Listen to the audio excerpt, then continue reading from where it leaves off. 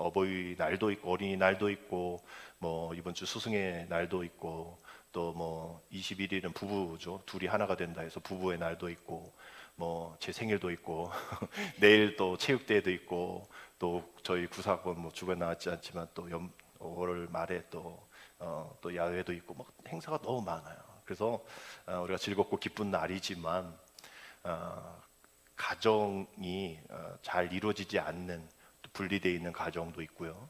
또 다른 나라 같으면 3월 11일이 우리는 빼빼로 데이라고 10일을 하지만 혼자 사는 싱글 데이라고 해가지고 유럽 같은 경우에는 싱글의 날이 있습니다. 그러니까 이런 가정의 날 소외받고 또 주긴 주지만 사랑을 줄 의무만 있고 받을 그런 어떤 권리가 없는 싱글들을 위해서도 또 분리되어 있는 가족들을 위해서도 또 혼자 아파서 힘들어하시는 분을 위해서도 우리가 기억을 좀 해야 하는 그런 5월이라는 것이죠. 성경의 효라는 것이 약속이 있는 첫 계명이다라고 나와 있잖아요.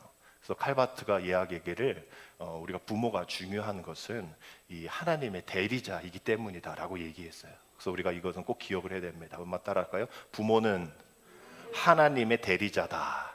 하나님의 대리자다. 그래서 부모 공경에 대한 당연함이 하나님의 대리자, 엠바사더 뭐 이렇게 하면 대리 뭐 이렇게 대사관에 임명되어지는 그 사람은 대통령의 말과 똑같이 그 효능을 발휘하잖아요. 이 땅에 하나님으로 우리가 섬겨야 할, 그렇다고 뭐 신으로 섬기라가 아니라 그만큼 하나님 섬기듯 우리 부모님을 섬겨야 한다라는 것이 하나님의 대리자가 우리 부모이고, 그 이유는 생명, 우리 하나님 생명이시잖아요. 그 생명을 우리에게 주신 분은 우리 부모님이시기 때문에 그 생명이라는 그것이 하나님으로부터 또 부모로부터 또 우리 자녀에게 이어지는 이런 모습이기 때문에 부모는 또 즉 생명을 전달해 주는 부모는 하나님의 즉 생명의 대리자이다라고 얘기할 수 있는 겁니다.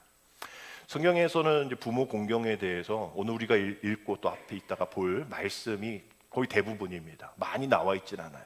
근데 많이 나와 있진 않은데 임팩트 있게 나오는 부분들이 너무 많습니다.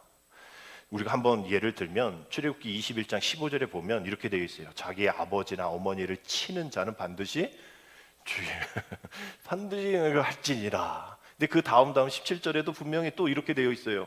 15절은 치는 자, 이 17절에서는 아버지 어머니를 저주하는 자는 죽일지니라라고 되어 있어요. 몇 개 안 나오는 부모에 대한 이야기 중에 뭐 생명을 다해라, 효를 다해라, 뭐 이런 거 또 몇 개 없지만 있는 것도 이런 거예요. 근데 신명기 21장 18절 21절은 더합니다. 이게 아주 리얼해요. 보면 이렇게 되어 있어요. 사람에게 완악하고 패역한 아들이 있어 그의 아버지의 말이나 그 어머니의 말을 순종하지 아니하고 부모가 징계하여도 순종하지 아니하거든. 뭐 이런 가정, 이런 자녀 있잖아요. 지금도 그의 부모가 그를 끌고 그냥 뭐 야 너 조심해가 아니야. 신명기 시대에는 그의 부모가 그를 끌고 성문에 이르러 그 성읍 장로들에게 나아가서 우리 좀 혼내줘요가 아니에요. 20절 보니까 그 성읍 장로들에게 말하기를 우리의 이 자식은 완악하고 패역하여 우리 말을 듣지 아니하고 방탕하며 술에 잠긴 자라 하면, 그런 케이스가 오면 어떻게 해라? 21절 보니까 그 서목의 모든 사람들이 너 그러지 마, 엄마 말 잘 들어가 아니라 그를 어떻게? 돌로 쳐 죽일지니 이같이 그렇게 되지 않도록 이같이 너희 중에 그러한 악을 제하라. 이게 지금 그 대충 뭐 토닥여서 말 잘 듣게 해라가 아닌 거예요. 구약에서는 어떻게 하라? 죽여라. 부모 말 듣지 않으면, 부모 한번 막 치고 막 폭력 가하면, 뭐 지금 뉴스 많이 나오잖아요. 그러면 구약적인 개념에서는 걔 데리고 가가지고 죽여야 되는 그런 상황입니다. 무서운 말씀이죠. 왜 이렇게 부모 공경에 대해서 무섭게 얘기할까? 중벌로 다스리라 할까? 앞서 말씀드렸잖아요. 부모는 하나님의 대리자인 거예요. 진짜 대사관에서 그 나라의 대사관 끄집어내가지고 막 때리고 막 죽이고 이러면 난리 나죠. 그건 전쟁이에요, 전쟁. 똑같다는 거예요. 레위기 24장 15절 16절 보면 앞서 말씀드린 그 내용들과 똑같습니다. 하나님에 대한 내용 한번 보면 우리 같이 이 15절 16절 같이 읽습니다. 너는 이스라엘 자손에게 말하여 이르라 누구든지 그의 하나님을 저주하면 죄를 담당할 것이요 여호와의 이름을 모독하면 그를 반드시 죽일지니 온 회중이 돌로 그를 칠 것이니라. 고려민이든 보토인이든지 여호와의 이름을 모독하면 그를 죽일지니라. 아까 그 말 신명기 말씀, 출애굽기 말씀과 동일하죠. 부모를 거역하고 그 말을 거역하면 죽일 자. 또 신명기 말씀, 그런 애들 데리고 와서 돌로 죽여라 라는 게 똑같이 하나님의 말씀을 잘 듣지 않으면 돌로 쳐 죽일 수밖에 없는 상황이라는 거예요. 즉 부모의 이야기와 하나님의 이야기가 같다라고 얘기를 하고 있는 겁니다. 그 권위에 대한 이야기를 하는 것이죠. 부모를 회방하는 것이, 부모의 말을 듣지 않는 것이 바로 하나님을 회방하고 하나님의 말을 듣지 않는 거다, 이렇게 이야기하고 간주하게 되어지는 거예요. 우리가 잘 아는 바와 같이 우리 성경 안에서 많은 사람들이 부모의 공경에 대한 그런 케이스들이 많이 나와요. 우리 특별히 예수님의 모습을 보면 우리 예수님의 어머니 아버지 마리아와 요셉이잖아요. 근데 성경을 이렇게 쭉 진행해도 보면 아버지 요셉에 대한 이야기가 안 나옵니다. 성경은 늘 생략해요. 어떤 대표성으로 인하여서 생략을 합니다. 그래서 우리가 뭐 아담과 하와, 뭐 가인, 아벨, 그 다음에 뭐 자손이 없을 것 같은데 많아요. 많은데 그걸 다 지면에 성경에 다 넣으면 안 되고 대표성만 얘기하듯이 뭐 충만한 교회 하면 뭐 여러 명 아이들까지 이름 다 될 수 있지만 홍옥이 목사 하면 그 대표성을 얘기하듯이 이 아버지 요셉을 뺄 정도의 대표성이 없는 그런 걸로는 상상하기가 어렵거든요. 그러니까 아마 이렇게 요셉의 이야기가 아버지 요셉의 이야기가 없는 거는 아마 일찍 돌아가셨을 것이다 라고 학자들은 얘기합니다. 평균 수명이 그 당시 많지 않았으니까. 그러면 그 가족을 예수님이 목수 일을 하셨던 아버지 뒤를 이어서 30세 전까지 예수님이 그 가정을 이끌어 가셨을 거예요. 근데 이 30세부터 예수님이 공생애를 시작하셨잖아요. 그 예수님이 그 가족을 먹여 살릴 수가 없었습니다. 분명 그 동생들도 있었지만, 그러니 부모를 떠나서 공생애를 해야 되는 예수님의 마음, 그 마음을 우리가 생각을 해야 되는 것이죠. 무려 3년 동안, 또 그 이후에도 그 부모를, 그 어머니를 아버지 없는 상황 속에서 케어할 수 없는 그런 상황에 있었던 거예요. 그래서 그런 마음이 너무나 아파서 십자가 위에서까지 우리 예수님의 어머니를 보고 어머니 제가 지금 이렇게 되어 있습니다. 그런데 옆에 있는 요한에게 우리 어머니다 잘 돌봐라. 아니 가족 동생들도 있는데 왜 그렇게 제자에게 얘기했을까? 가족도 돌볼 수 없는 그런 상황들이었던 거죠. 그만큼 예수님은 그런 심정으로 그 십자가에서 피를 흘리며 죽는 모습을 어머니가 보게 되어지는 그 모습이 너무나 안타까워. 구원에 대한 큰 의미는 있었지만 말이죠.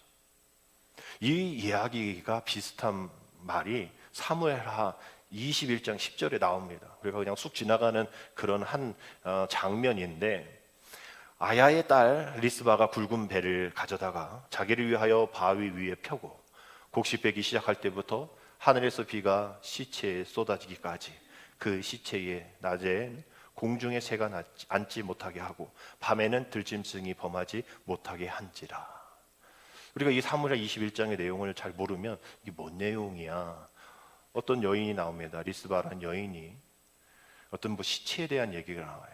근데 이게 우리가 잘 내용들을 하면 마음이 좀 아픕니다. 이 시체는 당신의 아들, 두 아들이에요. 여호수아가 가나안 땅에서 정복 사업할 때에 이 기브온이라는 그 나라를 이제 협정을 맺었어. 하나님의 이름으로 내가 니네 나라는 좀 잘 돌볼게. 그러니까 하나님 잘 섬겨. 막 이랬단 말이에요. 근데 사울이 왕이 된부터 그 나라를 다 멸절시킵니다. 그러니까 다윗이 왕이 되었을 때에 이렇게 보니까 하나님의 이름을 걸고 화친을 맺었던 그 약속이 허무하게 이렇게 없어졌단 말이에요. 그래서 너무나 미안해서 기브아 사람 불러가지고 우리가 어떻게 해줄까 그랬더니 기브아 사람들이 사울 왕의 아들 7명을 우리에게 주십시오. 우리가 얘 죽이겠습니다. 왜냐하면 이 일들이 어떻게 알게 됐냐면 3년 동안 이스라엘에 기근이 나오는 거예요. 뭐 아무 일도 없는데 기근이 있으니까 하나님께 기도하면 하나님 이게 무슨 일입니까? 왜 기근이 일어납니까? 그러니까 하나님이 알려주신 거예요. 그 사울 때에 이런 일이 있었어. 해결해야 돼. 그래서 이렇게 해서 해결하는 그 과정 속에서 이 리스바라는 사람이 사울의 첩이거든요. 아들 2명, 또 사울의 딸의 아들의 아들 5명, 이렇게 7명을 매달아 죽이는. 근데 예수님도 십자가에 달리셔서 돌아가셨을 때 바로 내렸잖아요, 시체를. 그게 법인데 여기는 곡식 베기 시작할 때부터 하늘에 비가 내릴 때까지 대충 잡으면 6개월인 거예요. 6개월 동안 그냥 죽인 게 아니기 때문에 네 봐라 뭐 이런 거기 때문에 그 7명을 시체를 6개월 정도 그냥 거기에 달아놨단 말이에요. 그 상황에 그 어머니가 사울의 첩이니까 그래도 고위직관이에요. 그 어머니가 바위 위에서 굵은 배를 입고 바위 위에서 그 아들을 위해서 계속 그 공중에, 낮에는 공중에 새가 앉지 못하게 하고 워이 밤에는 들짐승이 범하지 못하도록 막 돌멩이 던지고 이런 것을 6개월 했단 말이죠. 죽은 아들 밑에서. 우리 예수님의 어머니에 대한 이야기와 비슷한 이야기리라 생각합니다. 이것이 바로 어머니인 거죠. 예수님의 어머니, 또 이런 두 아들의 어머니 리스바, 뭐 다른 많은 이야기. 그래서 우리는 오늘 어버이날 우리가 부르는 노래 보면 어머님 은혜가 있죠. 높고 높은 하늘이라 말들 하지만, 이렇게 하다 후렴으로는 또 스승의 고마워라 스승의 은. 그래서 좀 애매하고 이게 잘 불러야 돼. 이게 비슷하거든요. 그래서 후렴은 스승의 은혜인데 앞에는 어버이 은혜. 그래서 어머님 은혜인데 아빠 얘기는 없어.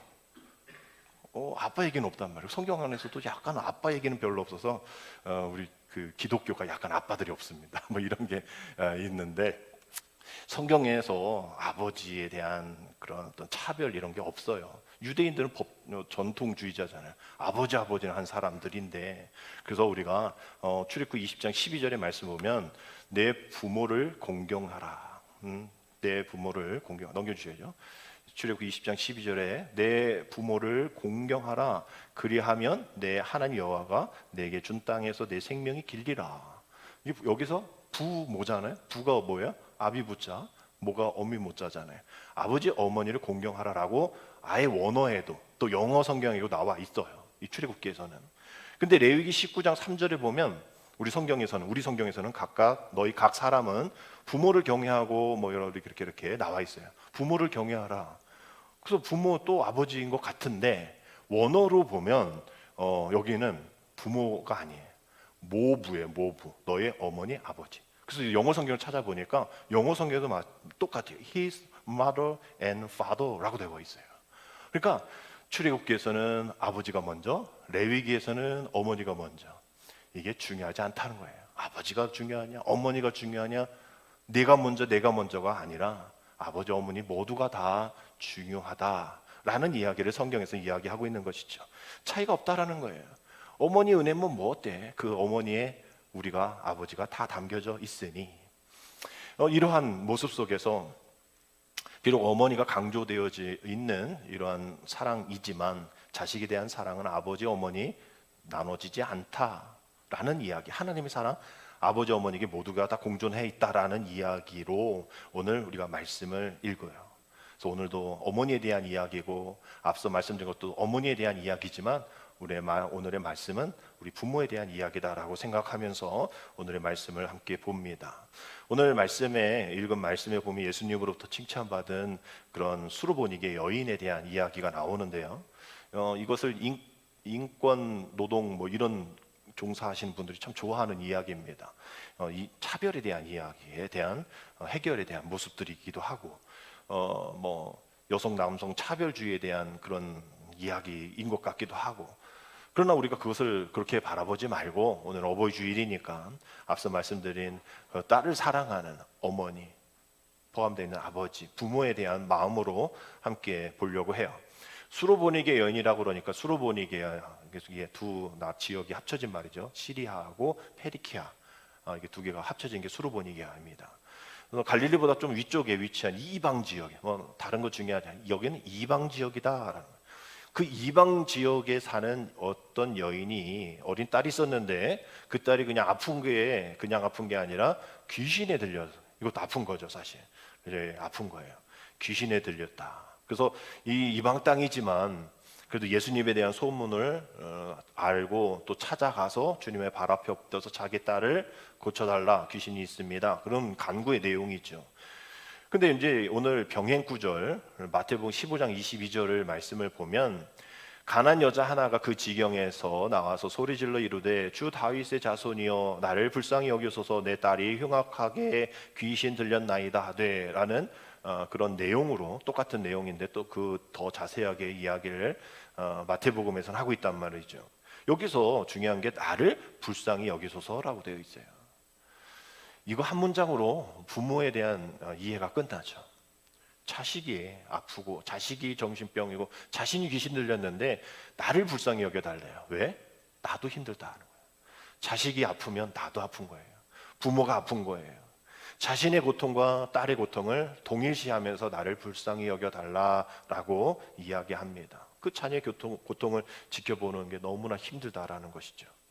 근데 예수님께서 혈류병 여인, 앓던 여인도 고쳐주셨고, 바로 또 야이로의 딸도 바로 고쳐주셨고, 또 겟세마네 게네사렛 땅에서 많은 그 사람들을 고쳐주셨는데, 아니 자기 딸에게 고통을 내 고통으로 이야기하면서 주님의 발 앞에 엎드려서 간구한 이 여인을 불쌍히 여기시고 더 불쌍히 여기시고 고쳐주셔야 되는데, 예수님이 약간 뭐 세상 말로 깐죽대는 느낌이 좀 있어요. 뭐냐면 27절 보니까 예수께서 이럴 때 자녀로 먼저 배불리 먹게 할지니 자녀의 떡을 취하여 개들에게 던짐이 마땅치 아니하니라.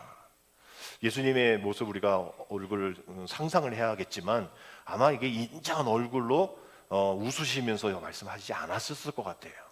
너 저리 가, 너 저리 가 라면서 이렇게 이야기하셨을 거예요. 우리는 알죠, 예수님이 일부러 그러신다라는 거.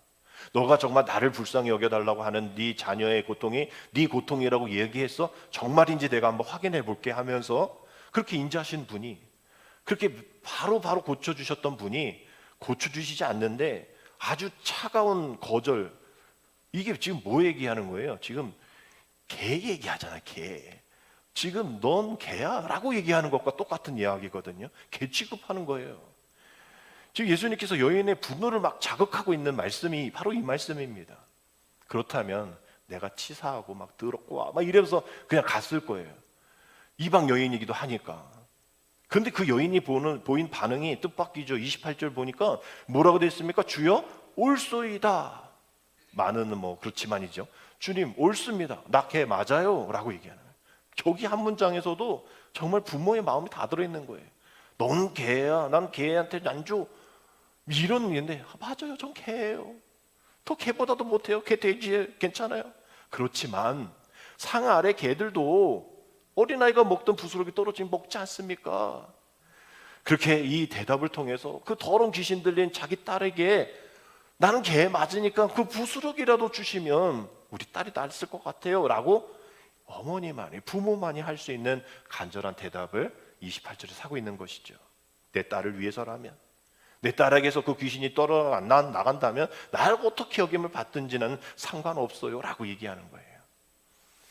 그리고 그 여인의 대답은 이방인인 자기 딸에게 정말 이 기적을 베풀어 주실 것이라는 그런 신뢰가 있었던 거죠. 예수님 잘 보신 거죠. 뭐 원래 잘 보시지만. 그래서 이렇게 냉담하게 여인을 이렇게 거부했던 겁니다. 개 같은 인생에도 구원을 베푸실 그러한 신뢰가 있었던 것이죠. 이렇게 대답하기 위해 자기의 자존심, 감정 다 내려놓고, 그럴 수 있었던 것이 오늘 여기에는 여자 나오지만 새롭게 번역되어지는 성경에는 좀 어머니라고 되었으면 좋겠어요. 여자이기 때문에 이렇게 할 수 있을까?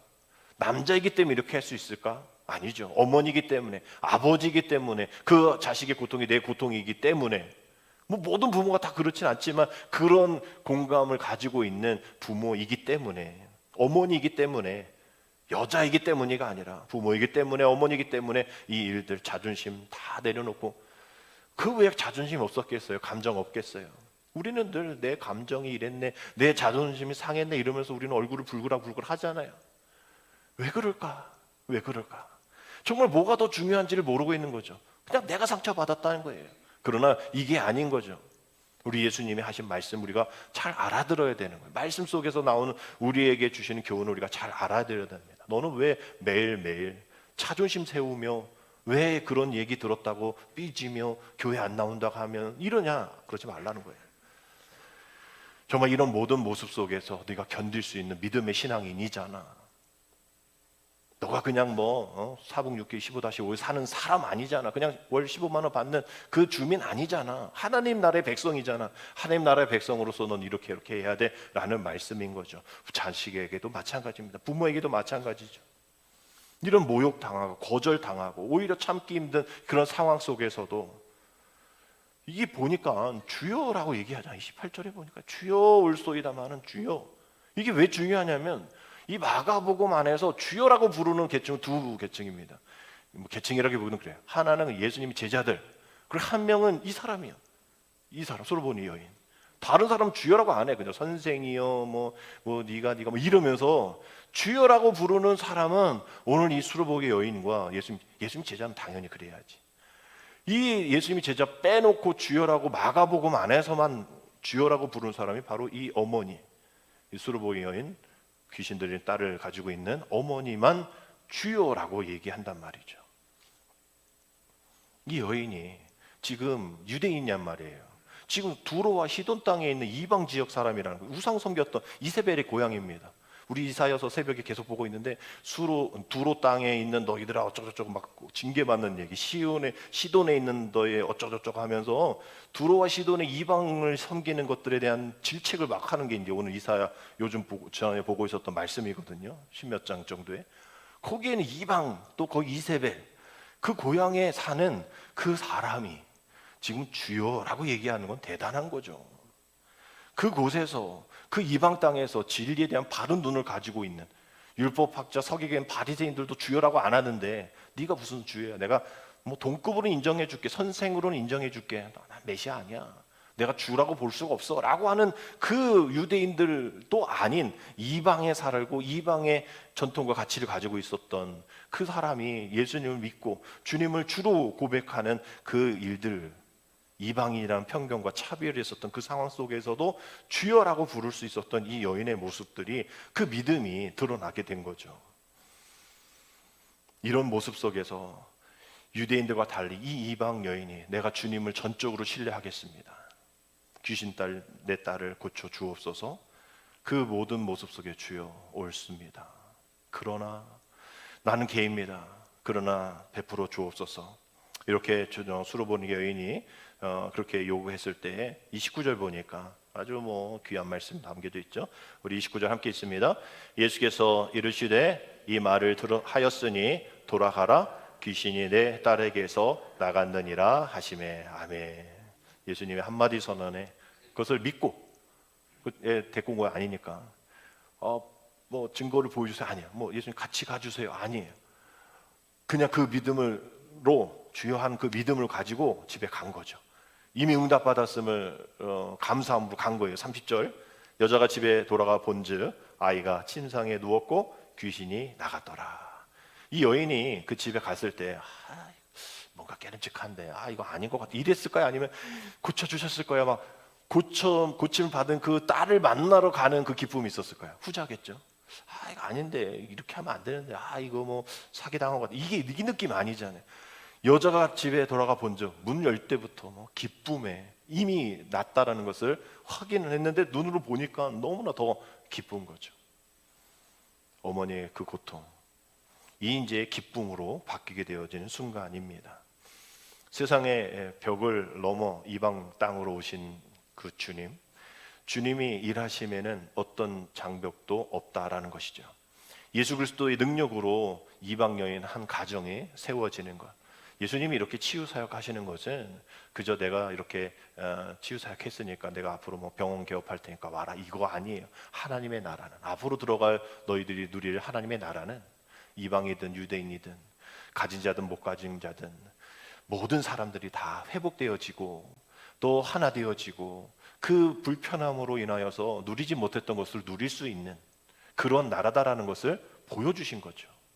그래서 고쳐주시는 겁니다. 그렇게 해서 깨닫게 해주신 것이고 그렇게 해서 오늘도 이방 땅으로 가신 거예요. 예수님께서. 그러니까 어떤 순간에도 우리의 고백은 주여의 고백을 피해서는 안 된다라는 것이죠. 오늘 함께하는 우리 모든 부모들께 이 여인과 같은 어머니의 사랑, 믿음을 소유하기를 주님의 이름으로 축복합니다. 우리 부모로서 가진 그 사랑, 마음, 이 모든 것이 다 자녀에게 전달될 때 내 것으로는 어려워요. 우리가 뭐가 있어요? 우리 자녀들에게 우리 하나님부터 받은 그 은혜를 써야만 그게 진정한 내 은혜가 되어진다라는 그 사실, 또 자녀의 아픔을, 또 우리 교회 교우들의 아픔을, 또 우리 환우들의 아픔을 내 아픔으로 끌어안고 부모의 마음으로 우리가 기도하며 나아가는 그 모습이 오늘 우리에게 필요하다라는 말씀인 것이죠. 그렇기 때문에 훌륭한 믿음의 자녀가 세워지기 위해서 우리 부모는 어떻게 해야 될까? 계속 이야기하고 있는 이야기지만 말로는 안 되는 거죠. 뭐 세미나도 안 되는 거예요. 그것은 훌륭한 신앙의 어머니 아버지로 보여주는 겁니다. 그렇게 대하는 겁니다. 그렇게 대화하는 거예요. 그렇게 경험하는 겁니다. 자신이 경험한 생생한 하나님의 이야기를 전해주는 것이죠. 부모로서 신앙의 모습들 하나씩은 그래도 가르쳐줄 게 있어야 되는데 뭐 얘기할 게 없다면 얼마나 좀 마음이 좀 답답할 거야. 그래서 결국은 우리는 그저 자식들에게 공경만 받는 자리가 되어서는 안 되고, 그 자리만 원한다면 나중에 공경이 아니라 공격을 당하게 되어지는 거예요. 그래서 우리가 공경받을 자리가 되기 위해서는 하나님이 우리 이제 부모 세대 가운데에 주신 그 간증들을 우리 자손들에게 전해야 할 사명이 있다라는 겁니다. 그래서 에베소서 6장 1절에 이렇게 되어 있죠. 자녀들아, 주 안에서 너의 부모에게 뭐하라? 순종하라. 이것이 옳으니라라고 되어 있죠. 이것이 옳다. 이것이 자연 법칙이다. 바람, 해, 지구의 자전, 이건 누가 뭐라고 하고 의심하지 않듯이 하나님께서 이 세상의 모든 부모에게 이러한 자식에게 이러한 것들을 본능적으로 허락해 주신 것이다, 당연하다라고 이야기를 하는 거죠. 그 부모의 마음은 이렇다. 마태복음 9장 9절부터 11절에 주님 이렇게 말씀하셨죠. 너희 중에 누가 아들이 떡을 달라 하는데 돌을 주며 생선을 달라 하는데 뱀을 줄 사람이 있겠느냐? 너희가 악한 자라도 좋은 것으로 자식에게 줄 알거든 하물며 하늘에 계신 너희 아버지께서 구하는 자에게 좋은 것으로 주시지 않겠느냐? 그렇기 때문에 에베소서 6장 2절 3절 그 뒤에 부분에 내 아버지와 어머니를 공경하라. 이것이 약속에 있는 첫 계명이니 이로써 내가 잘되고 땅에서 장수하리라. 이 공경이라는 말이 카베드라는 히브리어 쓰고 있는데요, 무겁다, 중하다라는 뜻을 갖고 있어요. 그저 한번 해보고 말고 손바닥 뒤집듯 그렇게 하지 말고 이건 아주 중요한 거야, 무거운 거야, 이거는 가치 있는 거야 라고 얘기를 하는 거죠. 이것은 네가 몇 살 때까지도 아니야, 그냥 너 평생 자식을 위해서, 부모를 위해서 이렇게 해야 돼. 어떤 예화가 있었죠. 그냥 만든 예화일 거예요. 아마 그냥 그렇게 부모의 마음을 더 전달하기 위해서 그런 것 같은데, 어떤 어머니가 돌아가셨는데 그 돌아가심에 이 아들이 장례를 하고 이렇게 나오는데 문에 딱 걸려가지고 엎어졌단 말이죠. 그랬더니 그 어머니의 심장이 이야기를 했다라. 아들아 조심해. 그 어머니가 마지막 죽음에서까지도 그 부모니까 얼마나 또 그 아들이 나이가 많았겠어요. 그런데도 죽으면서까지도, 마지막까지도 그 어머니의 심장은 아들아 조심해. 아들아 조심해. 마지막까지 그렇게 할 필요 있을까요?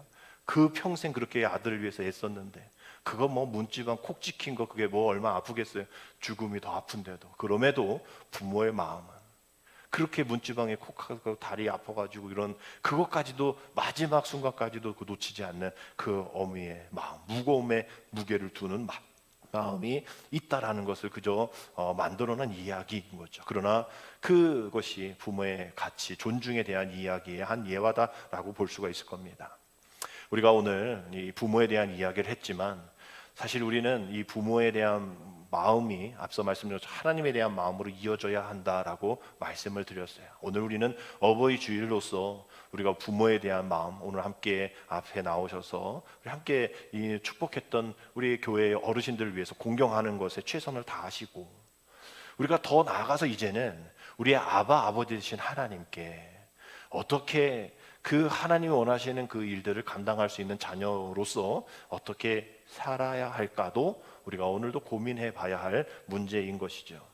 하나님이 우리의 부모를 통해서 우리를 책임져 주시고 우리의 영적인 아버지 하나님께서 우리 자녀된 우리를 책임져 주시는데 우리는 왜 이렇게 힘들게 어렵게 불안해하며 살아가고 있을까? 우리 부모가 자식들이 불안해하는 거 보면 힘들잖아요. 내가 알아서 해줄 텐데, 내가 도와줄 텐데 왜 말도 안 하고 힘들게 할까? 혼자 해결하려고 하는 그런 게 있잖아요, 우리 자식들은. 근데 부모는 그것도 너무 아픈 거죠. 함께 해줄 수 있을 텐데